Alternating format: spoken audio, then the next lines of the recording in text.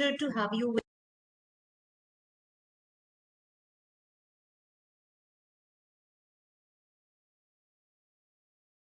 by us in the shape of our webinar, Northeast Economic Forum.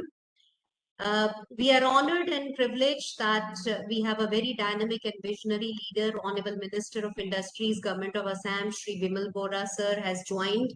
And we are confident under his guidance and leadership, the industry would grow further. So thank you so much and welcome. And thank you for your presence.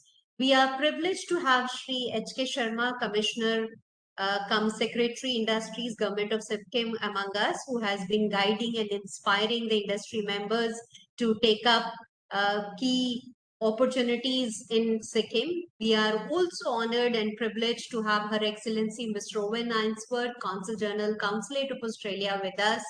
Thank you so much, ma'am, for your presence. We are joined by great visionary leader and mentor to all the entrepreneurs in Northeast region. Please join me to welcome Shri PVSLN Murthy, CMD Netfee, who has been supporting businesses of all sizes in Northeast region.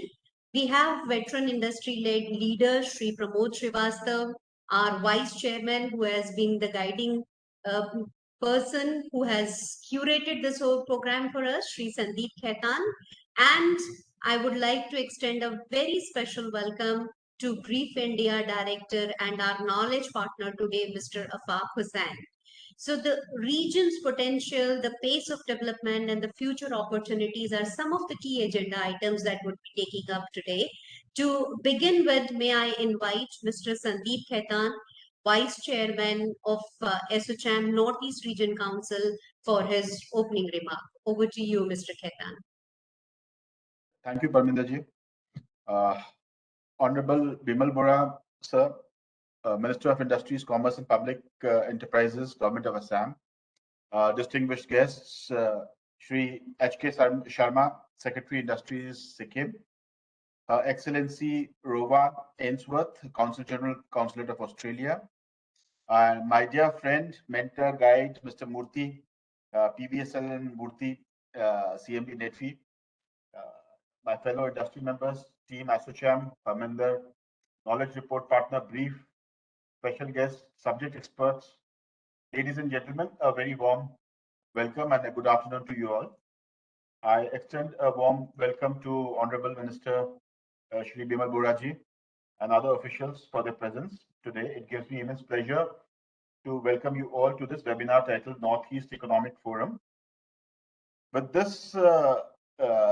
this program, we intend to highlight the potential of Northeast region, particularly in the areas of infrastructure, trade, energy, logistics, and to showcase this part of the country as a prominent gateway to Southeast Asian countries, as well as Far East countries, to strengthen global trade and its potential to be a part of the global value chain.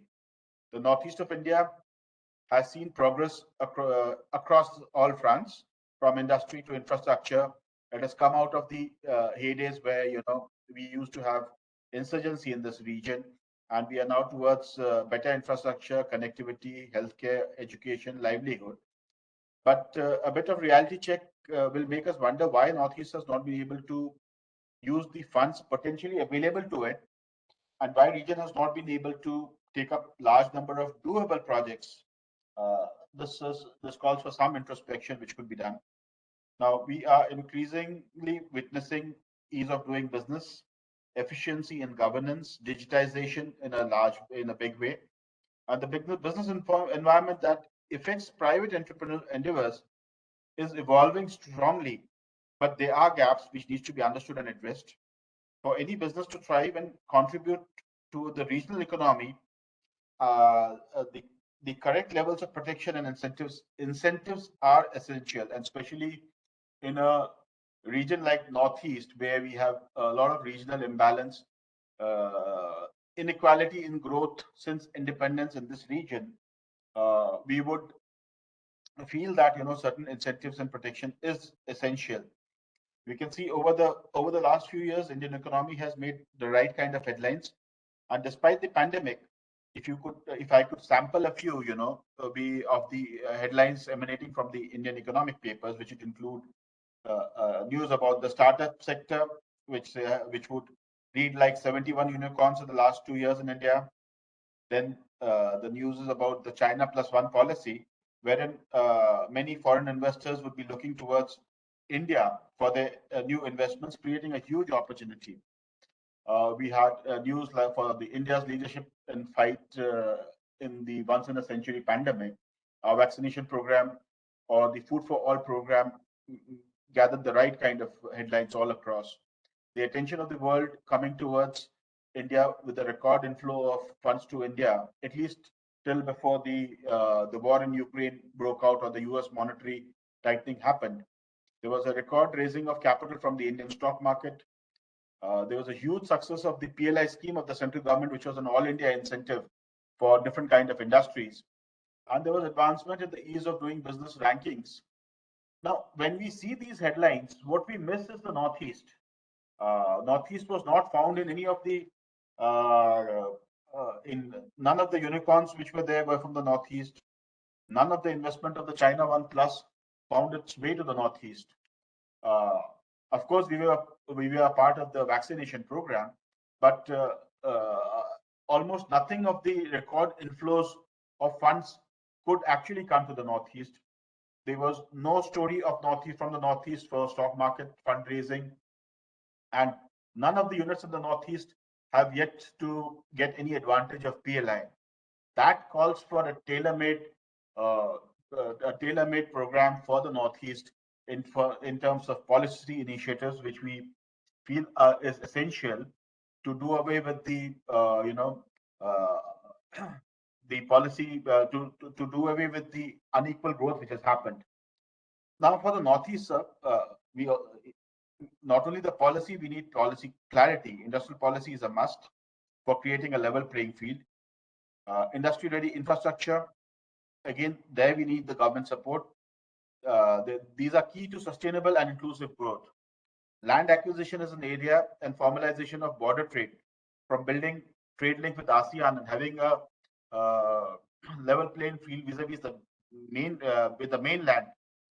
We see that the work has begun, but the pace needs to be augmented. Funds are critical for industry, and I'm glad that the chairman Netfi, Murthy Saab, has joined, who has been a well-wisher of industry. I look forward to his inputs on the new funds and schemes for businesses. Ladies and gentlemen, for the past years, we have been hearing about strategies and plans to have Northeast as a key contributor to GDP, increase in foreign trade connectivity via water and surface with ASEAN countries, building upon Indo-Pacific relationship. But the progress needs to be scaled up and it needs to be done much more aggressively. Honorable Prime Minister always refers to Northeast as a root of Ashtalakshmi for India. And with development of this Ashtalakshmi, we believe that it will contribute largely to the growth of the GDP of the country. We are privileged to have Honorable Minister Sir, the key state, the Honorable Minister Sir of Assam, which is the key state that offers infrastructure, trade, and opportunity not only for the state but for the entire region and for the country, and is a major catalyst for growing cooperation and international trade between the region and ASEAN. I look forward to his address and to make this region more beneficial. Thank you all. And with this, I hand over to Team ASSOCHAM to take this session further. Thank you. Thank you so much, Vice Chairman, Mr. Sandeep Khaitan. We did lose you in between, but I'm sure as we proceed and we interact, we'll be able to take up those key points. But thank you so much for setting the tone and agenda of the program for the next 2 days. We will be talking about policies, infrastructure, government support tomorrow, and the international partnerships, of course. So with this, I move further and I would like to now invite our knowledge partner, Bureau of Research on Industry and Economic Fundamental, an organization which has been focusing on policy research and have been partner of ours in preparing a report for the Northeast region. I would like to invite Mr. Afaq Hussain, Director Brief, for his keynote address. Over to you, Afaq. Thank you, Parminderji. Good afternoon, Honorable Minister and all the esteemed guests. It's a privilege to be part of this event and an important topic of Northeast. And we all have been talking about Northeast for a long time now, and there's been a lot of discussion happening around Northeast, how Northeast is gateway to India's neighborhood in the eastern part, whether it is SAARC countries of Bangladesh, Nepal, or the ASEAN countries. So there has been a lot of talk about Northeast and how it all started in 2014 with the present government when they talked about neighborhood first policy. So there were three critical elements of this neighborhood first policy. One was connectivity, commerce, and contacts. So connectivity is an important term in all the term here, which was discussed as part of the neighborhood first policy, because it is the connectivity that gives us the incentives of reduced cost, reduced time, and access to more markets. So the critical term for Northeast remains connectivity. And the challenges that we all have been talking about, that the vice chairman spoke about, a lot of it gets boiled down to connectivity. I think that's an important element that needs to be looked at by the government of India as well as the local state governments in the Northeast. Yet there are multiple projects which have been initiated, whether it is the inland waterways of India. We have more number of routes with Bangladesh to connect our northeastern markets to the rest of India. We have more railway lines now with Bangladesh as compared to what it was in 2008 to enhance connectivity. But the focus and this connectivity emphasis gets limited to a particular state. For example, Assam. There's a decent connectivity from Assam to a lot of other neighboring countries. While when you look at other states of the Northeast, so the connectivity goes down. So this skewness in the connectivity creates bottlenecks for movement of goods. We also need to introspect from the industry's point of view. Why are we not able to develop ourselves as collection centers, as the cargo centers, or as the production centers? There is a huge horticulture there in the Northeast. We have a huge potential for horticulture products in the Northeast, but yet we have not been able to, yet we still prefer, the rest of India would still prefer to import those goods from some other country than get it from Northeast.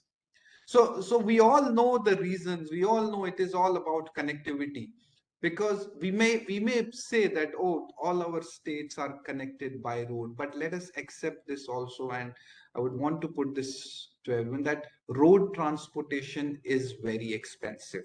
When you talk of the logistics cost through road, it is expensive as compared to railways, which is lesser expensive than roadways. Then get the waterways, which is the cheapest. So we need to look at, so with this, I'm coming to a point of multimodal connectivity for Northeast. So we need to work on a larger program of multimodal connectivity for Northeast. Yet there are some, the Kaladan multimodal project is on, which will connect us to Myanmar, which will have connectivity to Myanmar. But again, as Mr. Vice Chairman said, the progress is slow. There are issues of land acquisition. There are issues of various other bureaucratic hassles while we are building these larger multi-state projects. But we need to move faster. I think it has to be a joint effort by different ministries. The coordination by different ministries need to be brought in together. Particularly, the Ministry of External Affairs needs to come into the picture when we are dealing with different countries, when we are building some connectivity project with Nepal or Bangladesh or Myanmar. So all these aspects all leads up. Why we are nowhere in logistics ease of doing business? Why our scores are low in the Commerce Ministry's logistics ease across different states? The leads 2021. We score low.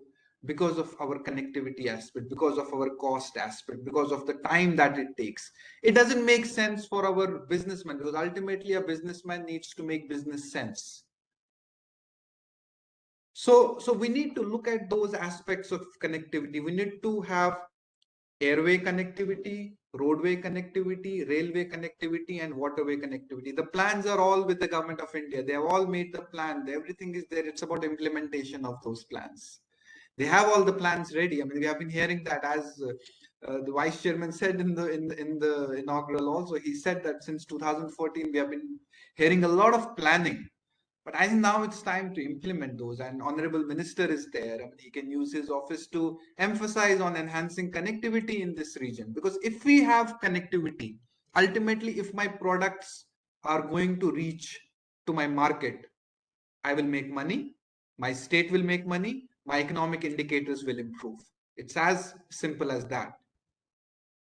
So we start from the word C, which is connectivity, commerce, and contacts. I know I have just 5 minutes I've been allotted just 5 minutes of time, so it's very difficult to talk a lot on this. There's another session tomorrow where I'll be talking more on this, but I think I'll summarize it by making the point that it all boils down to connectivity.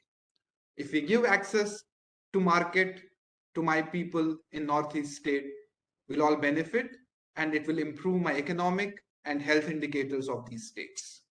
I'll stop here. Thank you so much for giving me this opportunity. Thank you. Thank you, Afaq. You really touched upon the key points which we have been harping for quite some time. So we have opportunity tomorrow when we have the specialists and the experts, where we are going to talk about international trade and connectivity. And I think what you have said will take this forward in that discussion.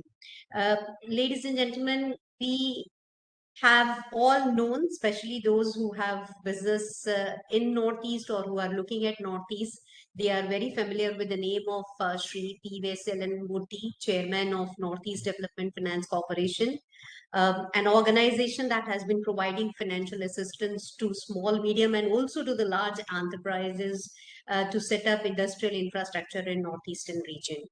So allow me to welcome sir and request him to share his inputs on the regional growth, the fast developing startup ecosystem which is coming up in the region, and what do we expect going forward in terms of infrastructure and industrial development.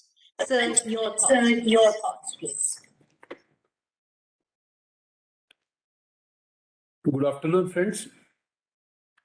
It's extremely happy to participate in this ASSOCHAM's initiative. Happy that people are worried about Northeast. So it's one area where everybody's attention is needed. I could hear, I could listen to Vice President for to certain portion, because I could join a bit late, and my previous speaker also. Few of the points maybe I differ, because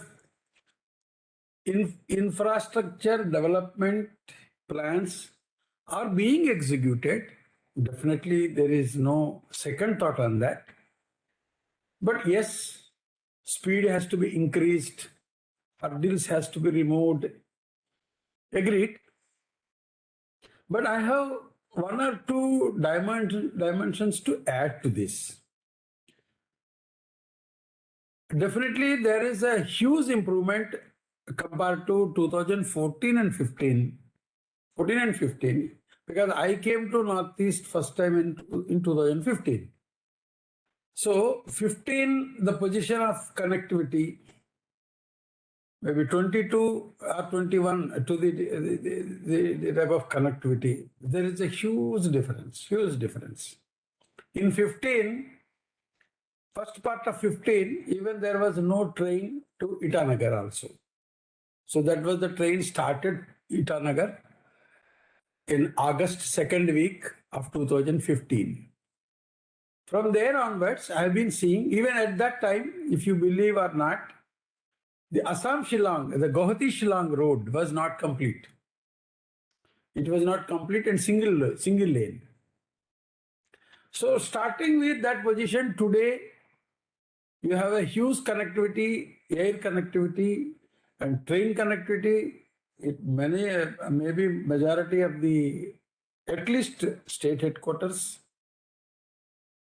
But only one connectivity is not at all improved, is the phone connectivity.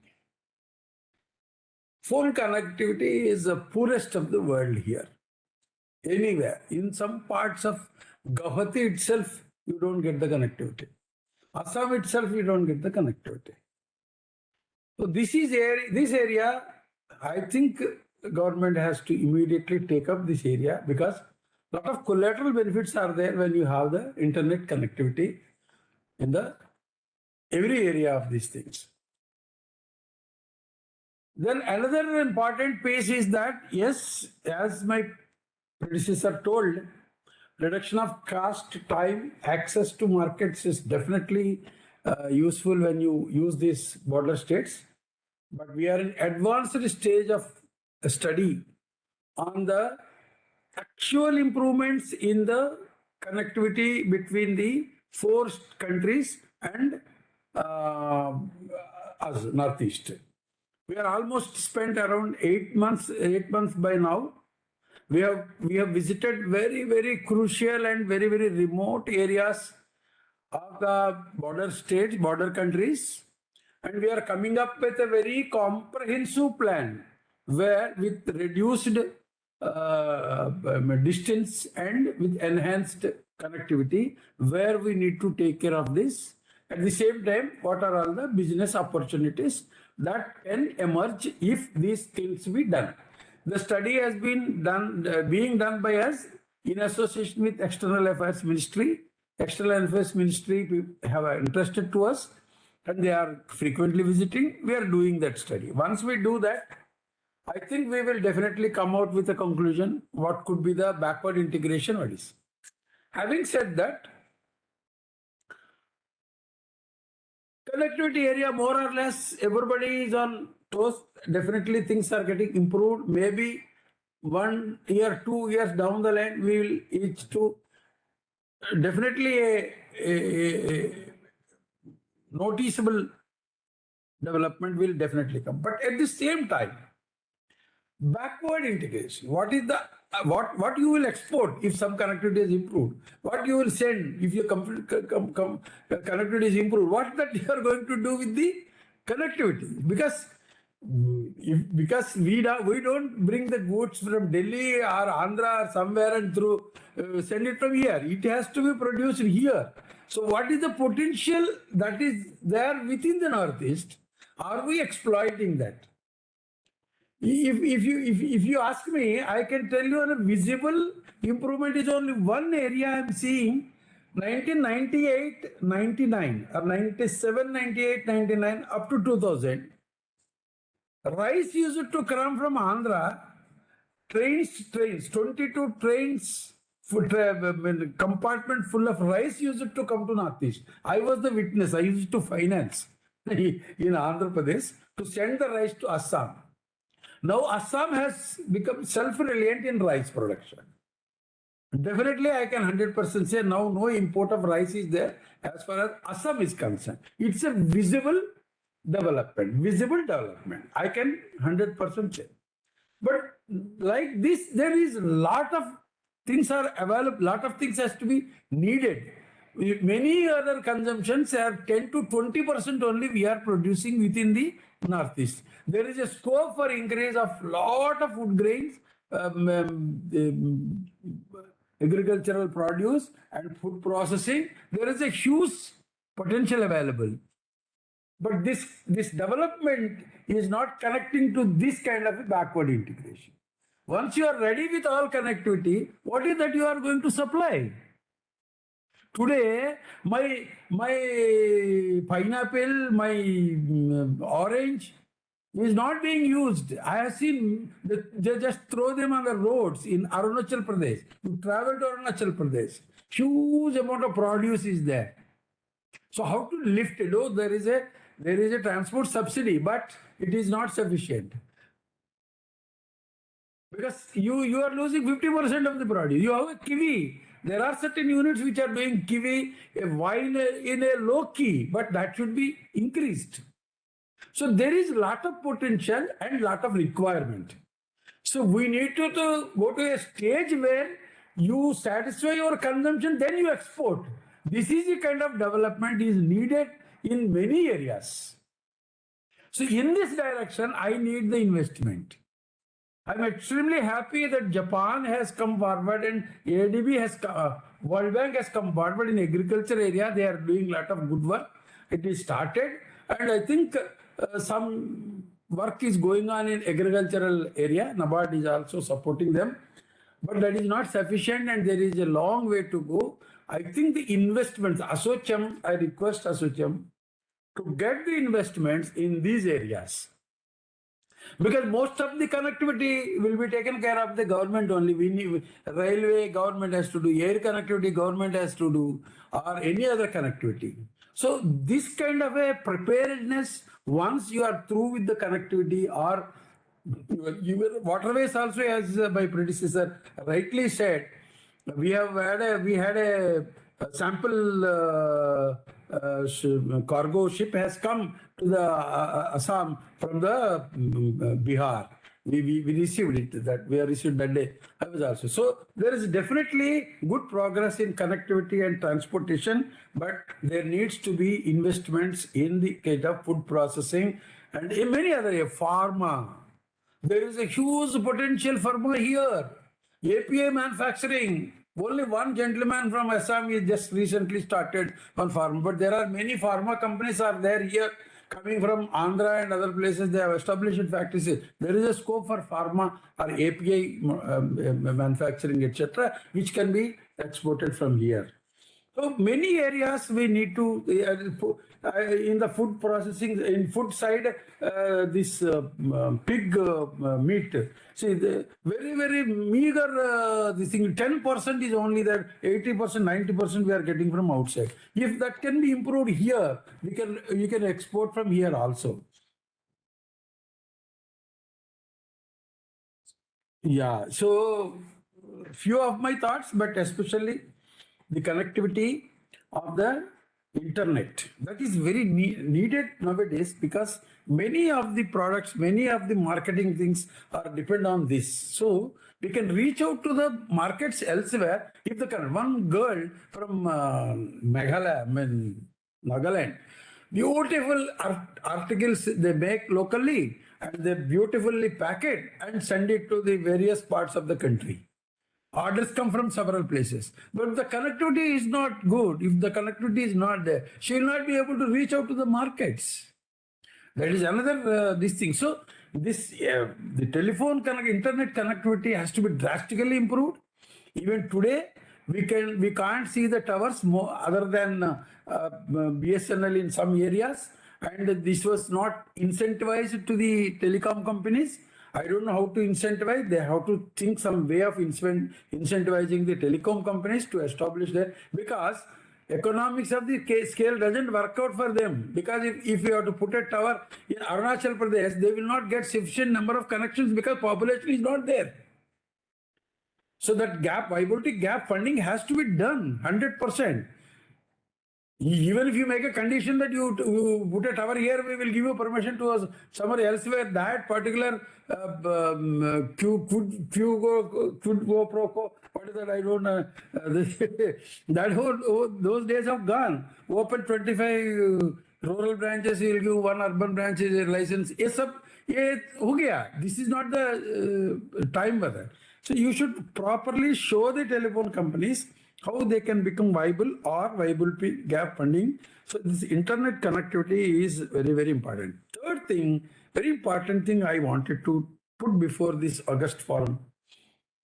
The development is happening, but there is a huge gap between the things where the development is happening, the needy who are all there in the ground level, they are as it is there, how they were there 10 years back and now also. So there is, as somebody was telling, it is a very peculiar kind of situation here. People live at far-flung areas. People live in hill areas, different areas, and area is very huge and population is very less. So reaching out to these people and making their livelihood. Even if you get 10 aircrafts comes to the Guwahati, it doesn't help anybody who is listening, who is staying in Arunachal Pradesh or in Nagaland, Mon district or Champai district. Doesn't help. But how to reach out to them, that is where this kind of a backward integration of expanded whatever that production of food grains or whatever that is there, then they will get the employment. Then the equal growth, equal development, or some kind of a balance we can do. So I think this is a time, definitely one side good infrastructure development is happening. One side, yes, people are coming now. Some people are coming now to invest in food processing also. We got good proposals recently. There is a deadline for the agricultural department for giving their subsidy at 10th of this August. So many people are coming. So we are trying to accommodate them. So there is some definitely development, but it is not enough. I think local industrialists, etc., should also look at other than those high value, high capital intensive units. Then there are many which can be used locally and develop the local entrepreneur who covers 200 to 300 villages. But that is enough for us, because the distance, location, everything will not allow us to go for a large scale. So you need to encourage the small and medium entrepreneurs in different parts of the Northeast to develop in that area, so that he will be able to serve the 200 to 250 villages, and the farmers and the artisans of that area can be taken care of by one small and medium unit. So there's a two-pronged approach. One is that large scale and this development, connectivity, etc. Other side, small, medium, SME. This we can't ignore in Northeast. Huge area. Because of that, we should have this kind of a small. Third and final point, this tax system in the hill areas. I think this has to be brought to the notice of the government by the ASSOCHAM or whoever it is. See, the tax rebate may, if it is a proprietorship or partnership, only they will get tax exemption. Otherwise, if it make it a company, in all these hill states, they have to pay for taxes. So this should also be amended. It's not a big deal for the central government, because many people are reluctant to make them as a company. Unless you make it as a company, investments will not flow. Nobody will invest in a partnership. Nobody will invest in a proprietorship. You will invest in a company. So if they make a company, they have to pay huge tax. So this is there in Nagaland, Mizoram, Meghalaya. These are all some tax laws. So this has to be amended. If the company directors and partners are everything is of the hill area, give them, even if it is a company, so that investment can be attracted. These are all the few thoughts. I am sorry I have taken more time than allotted to me, but I am really great that this dialogue is justly initiated by ASSOCHAM, and definitely we'll take it forward. And NetFee is always there to do any of the initiatives. We will certainly support. It's an excellent organization, strategically located in Northeast, with linking all the state governments, central governments, and other industry and others also. It's a good position. We are with you. Thank you very much for giving me the opportunity. Thank you. So thank you so much. And there's no denial the kind of support we have been getting from you. And you touched upon the key points. Taxation, certainly we would like to come forward to you with that. And the backward integration point, which you mentioned, that certainly needs attention. And I think tomorrow when we are doing technical sessions, we will again take the inputs of our subject experts and try to come up from the private industry point also what all we can do. And sir, we have always, as ASSOCHAM Northeast Council, we have always been saying the local entrepreneur should be promoted. And that's a strategy which many states in India have taken. Even when they are developed states, We have taken that. And it's not just the states in India, even internationally, globally, if you see, many of the countries are actually focusing on promoting and supporting their small industries, because that's where the talent and the innovation comes. So that is very true. That has to be helped. So moving our conversation from the regional partnership and connectivity, I would like to invite thoughts of Her Excellency Sir, yes, you wanted to say something. You're on mute, sir. Study, no? What? Hello? Am I audible?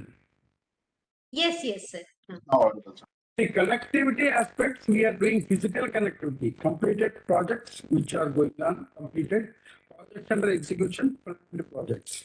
Then the institutional framework to market access, facilitation of trade and transit, agreements, usage of various routes and trade and transit, investments. Then in economic aspects, output, surplus, tradable surplus, trade. These are the areas we are concentrating on the study and leveraging the connectivity initiatives, regional value chains, economic growth corridors, investment for economic growth. These are the areas which we are focusing and doing the study, and we come to ASSOCHAM also for the inputs once we come to a certain stage of the study. We want this to be completed as quickly, and it should be brought to the implementation stage. Thank you very much. Thank you. Thank you so much, sir. So moving on, we have Her Excellency Rowan Ainsworth, Consul General Consulate of Australia in Kolkata, and she has been one dynamic lady who has been engaging with industry, with trade members a lot, and I've personally had opportunity of interacting with her on so many different forums. Her Excellency has traveled to Northeast. She has met Honorable CM of Assam. She has traveled to Guwahati and met a lot of other key stakeholders. So I would like to invite her thoughts and especially the interest of Australia in the northeastern part of India. Over to you, Her Excellency.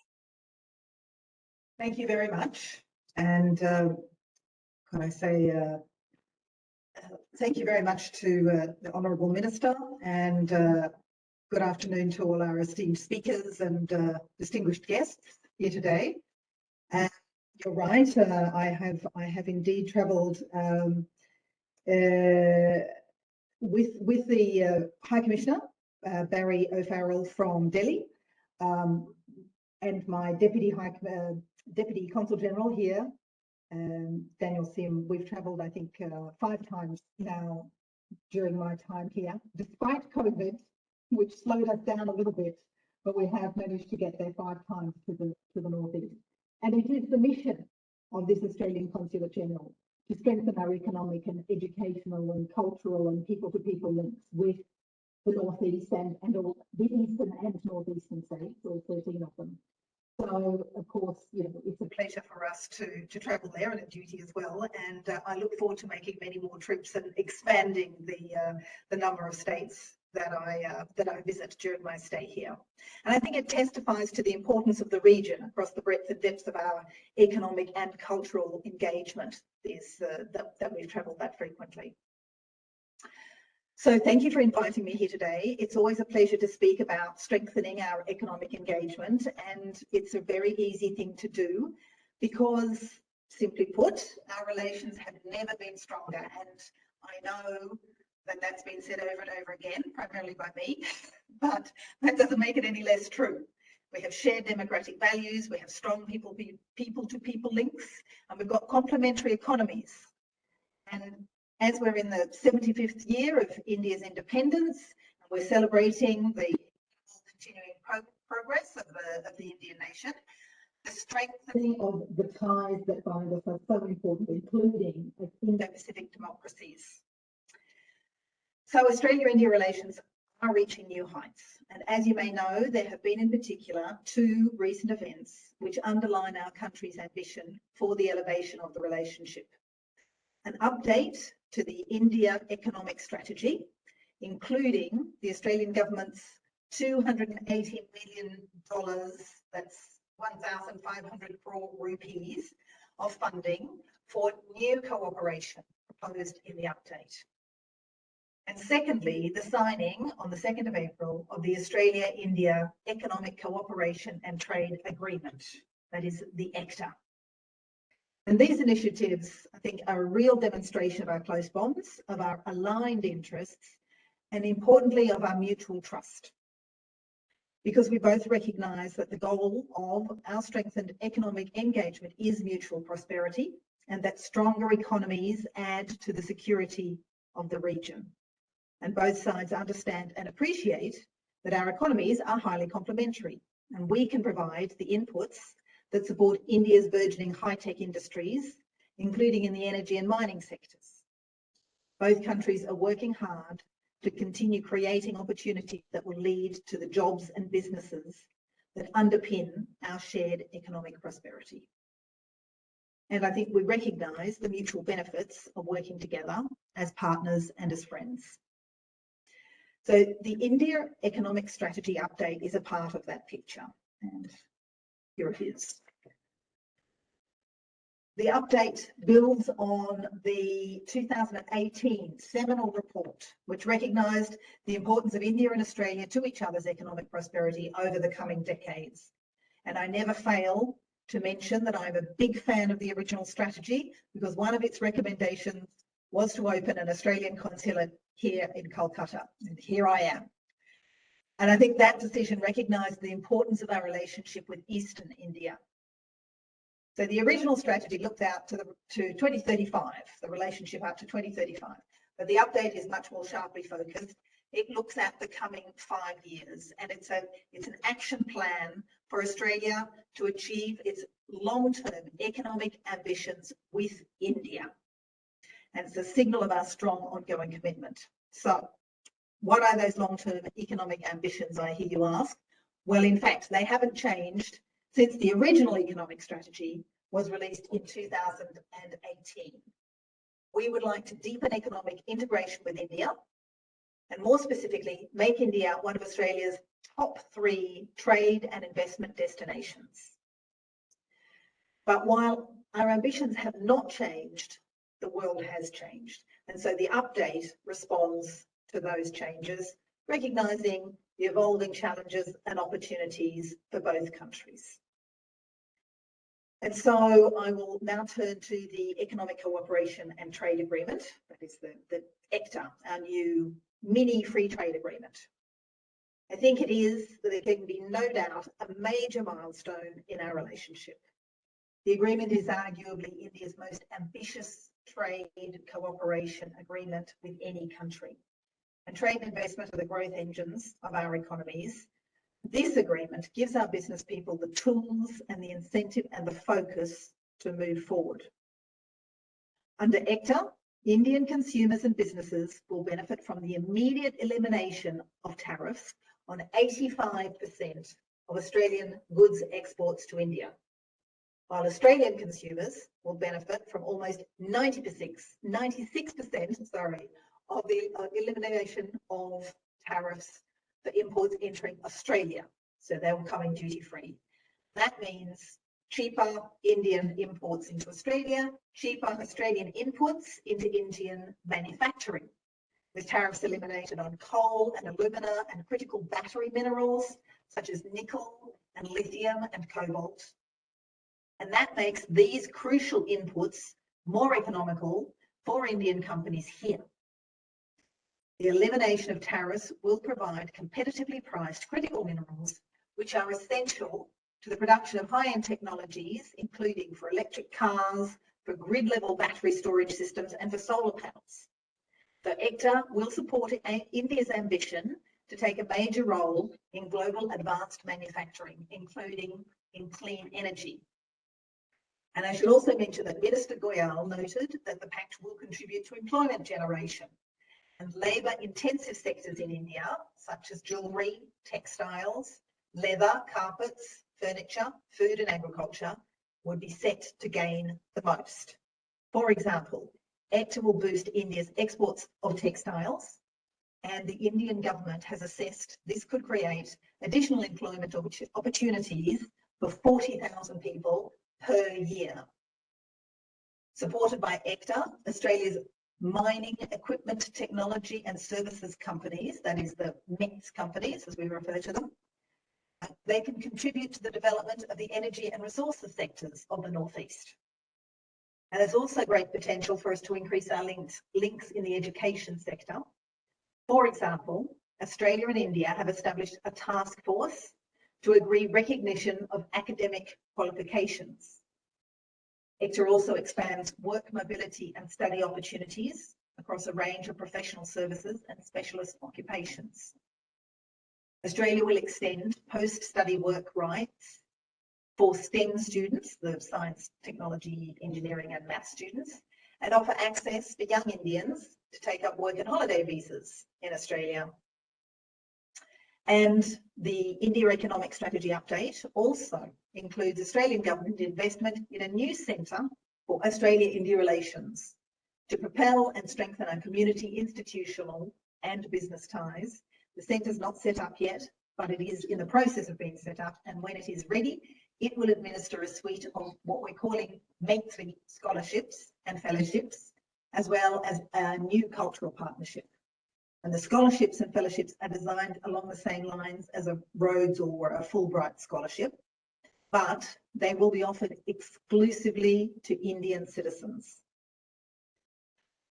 So ECTA provides immediate benefits, such as tariff cuts, but it's also about providing greater certainty and predictability regarding access to each other's markets.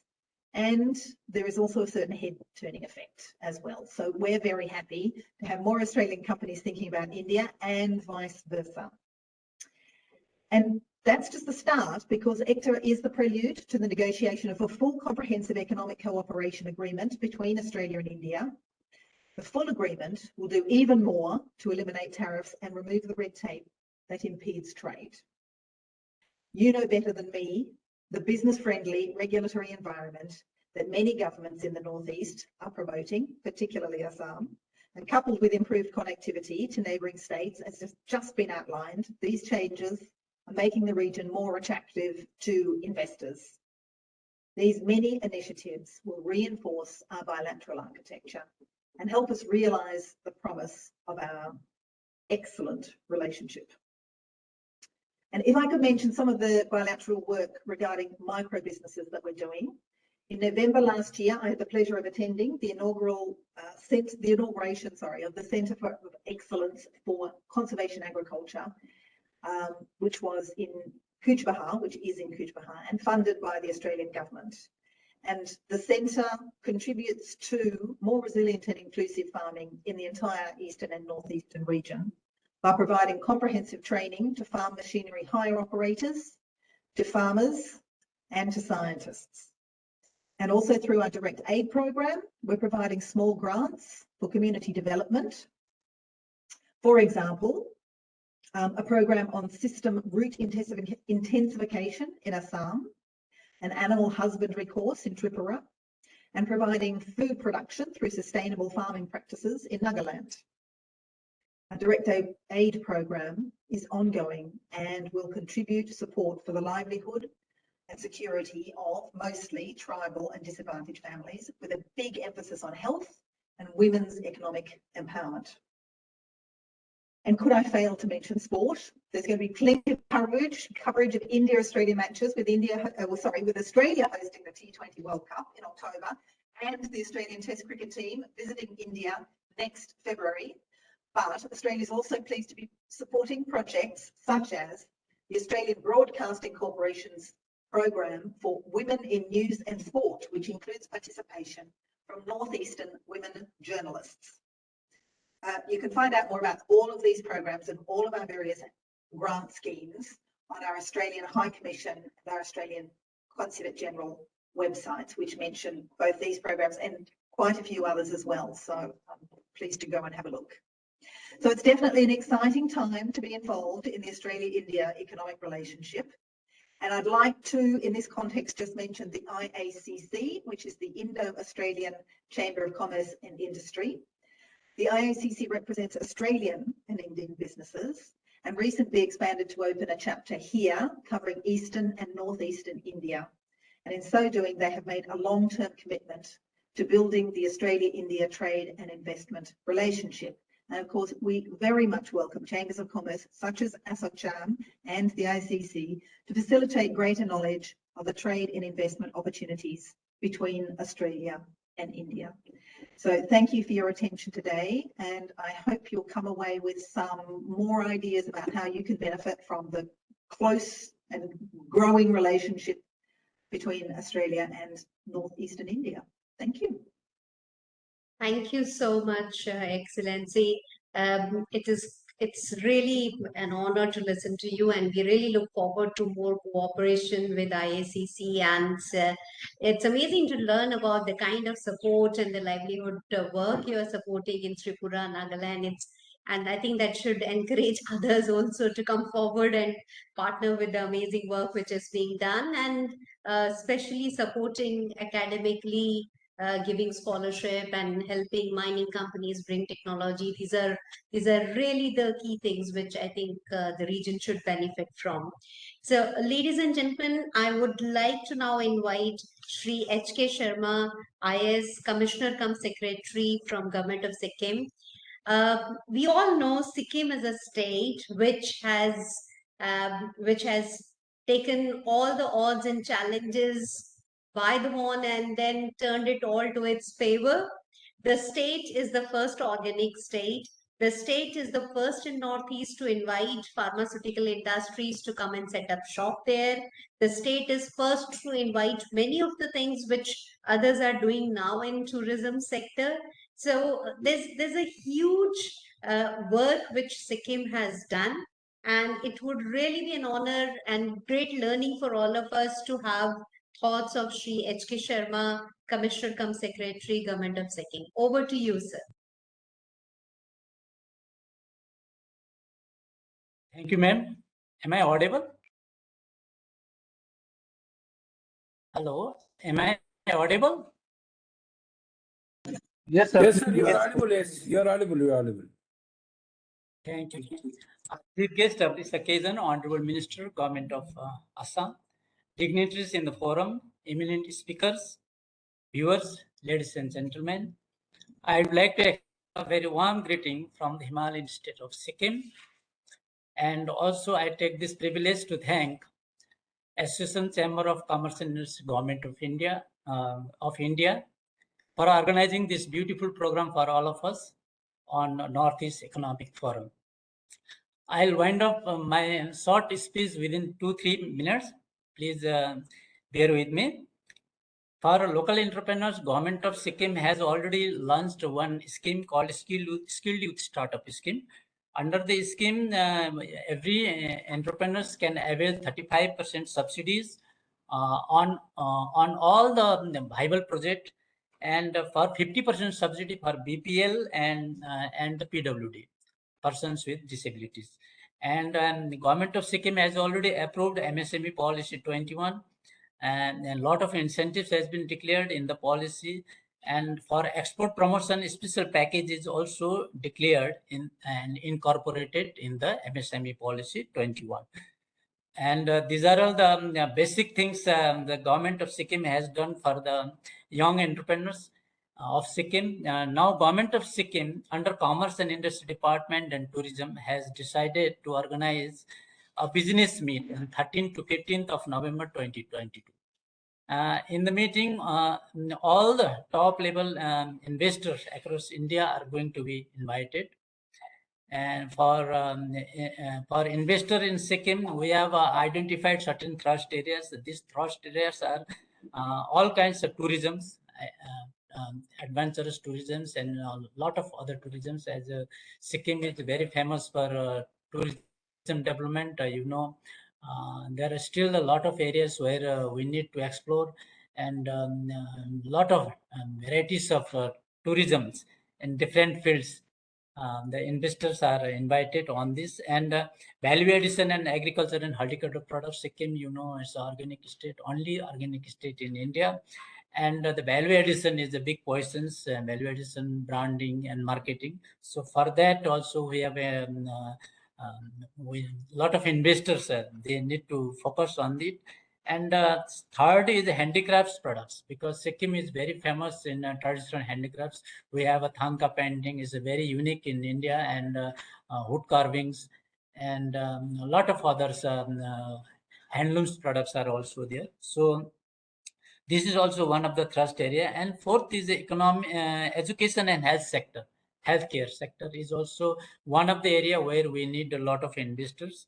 And we are organizing this business meet in the month of November. Hopefully, we are expecting a lot of investors to visit Sikkim and take part in the investments. And as far as the new development is concerned, I'll just tell you the land bank is under process. Very shortly, the land bank process will be completed, and startup policy will be launched very shortly. A new industrial policy is also in the pipeline, and this Indo-Nepal connectivity via road, via Cha Banjang is also in under process and going to be launched in 2023. So these are all the basic areas where I'd like to share with you. And most probably time we are running already short of time. With this, I thank everyone for patiently listening. Thank you very much.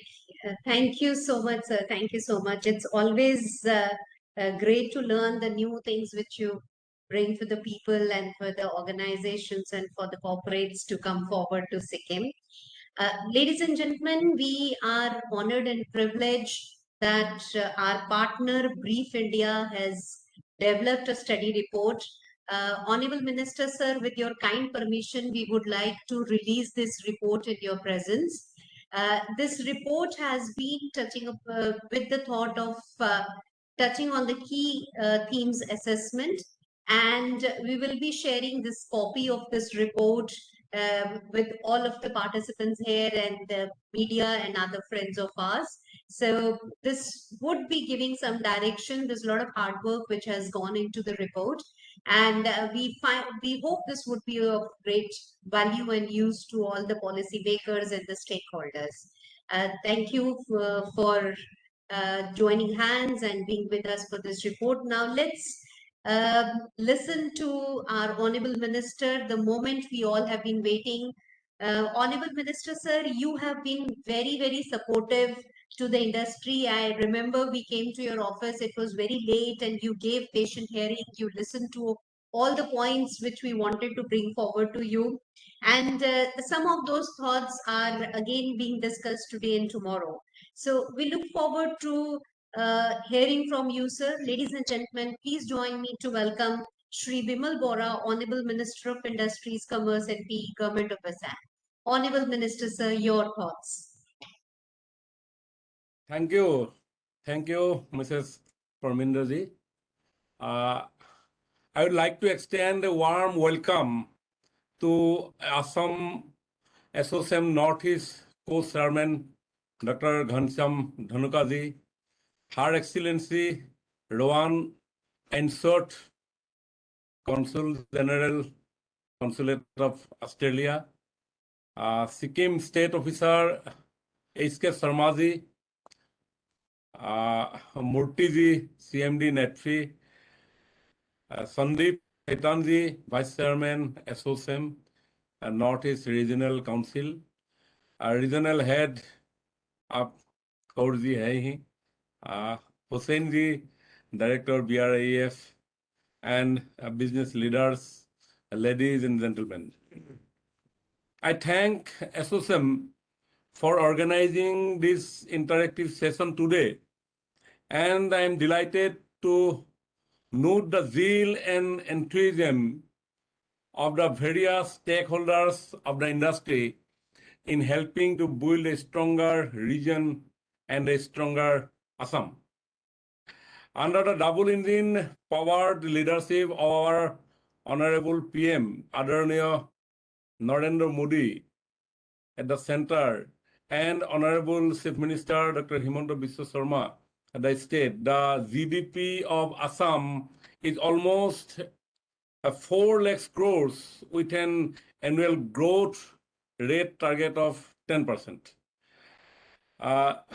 It is the entrepreneurs and industrialists, the firm the economic backbone of any region. And I thank you all for joining this mission of bolstering the industry sector and strengthening the economy of Assam. Indeed, support of the government and the bureaucracy to go a long way in development and progress in the industry sector. The officers of the industry department of Assam have been working dedicatedly to develop infrastructure facilities to attract prospective entrepreneurs and investors to the state. We are working continuously to procure more land to develop industrial infrastructure like industrial estate, parks, IID projects, and industrial growth centers across the state.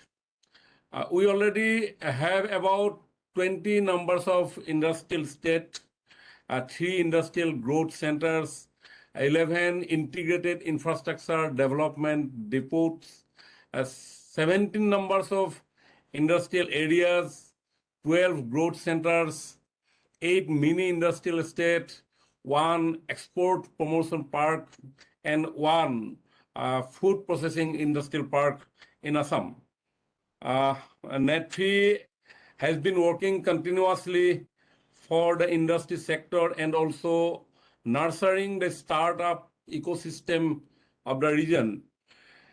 A synergy between industry stakeholders and entrepreneurs is just as essential to help develop and sustain innovative ideas in the startup ecosystem of the region to meet some of our growth and productivity challenges. Since Assam is the key state of the region and also the gateway to the northeastern India, as a crucial component of the Act East policy, we are continuously working towards the development of requisite infrastructure by creating new roads, island waters, inland waters, and other modes of transportation for efficient connectivity throughout the vast region.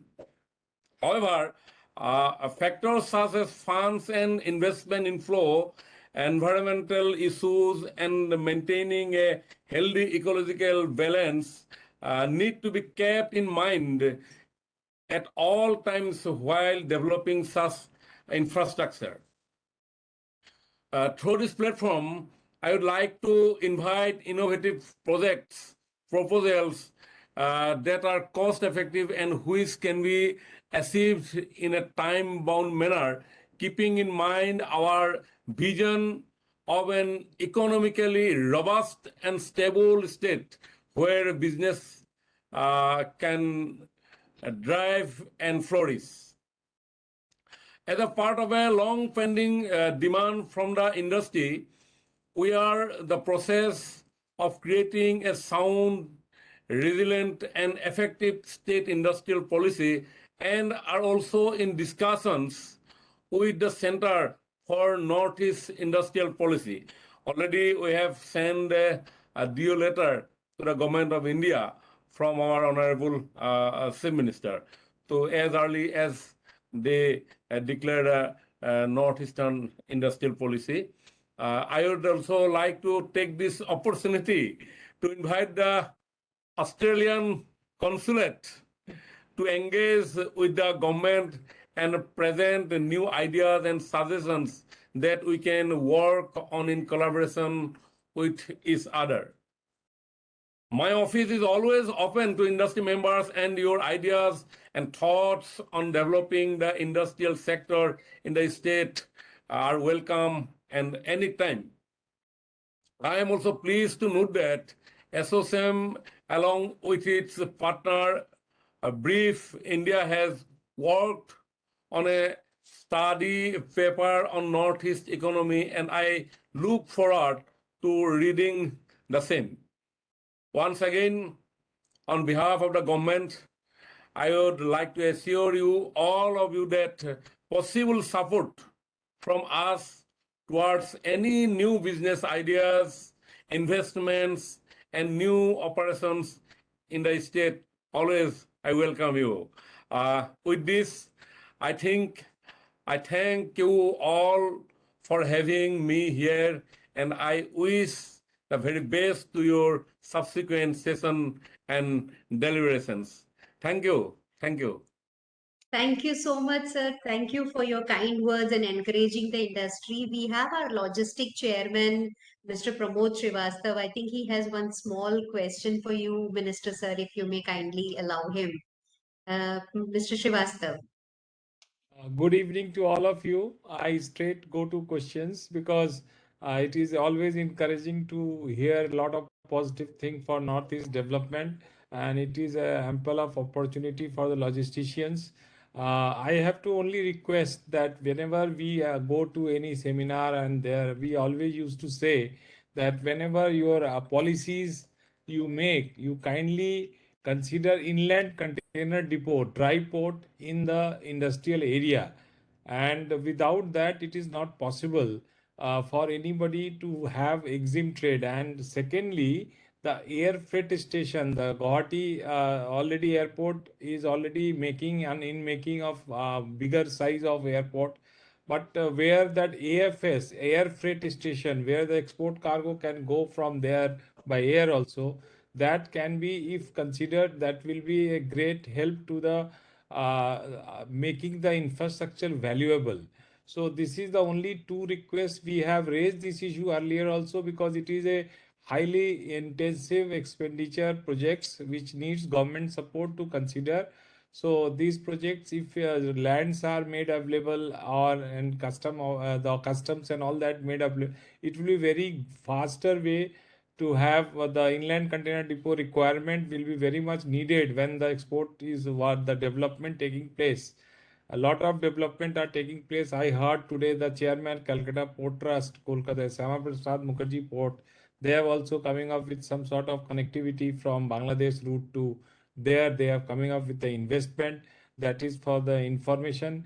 But if these two things, AFS and ICDs, are considered in your industrial export promotion zone, that will be a very good idea along with the railway connection, along with the railway line. Then that is going to be a great help. And inland waterways point also can be used, but we want that this can be considered along with your proposal of industries. Thank you so much.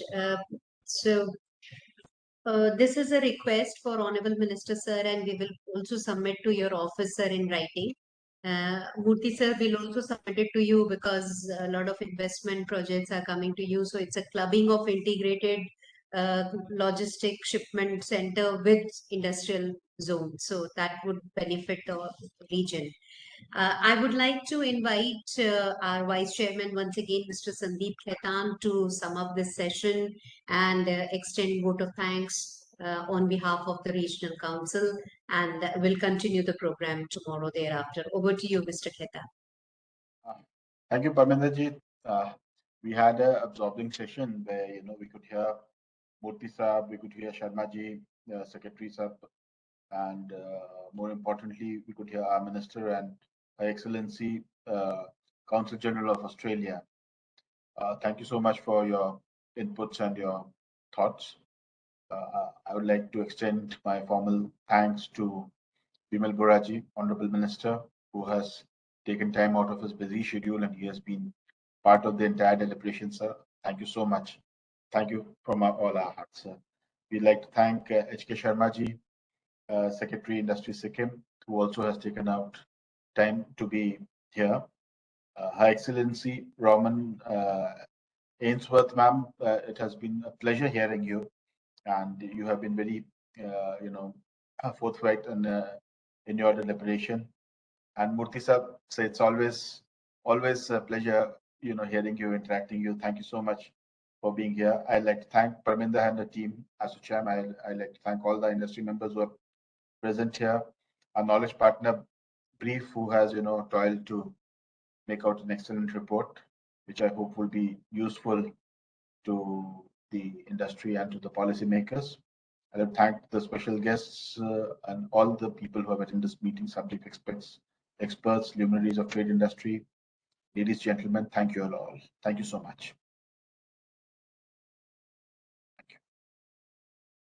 Thank you. Thank you. Thank you. Thank you.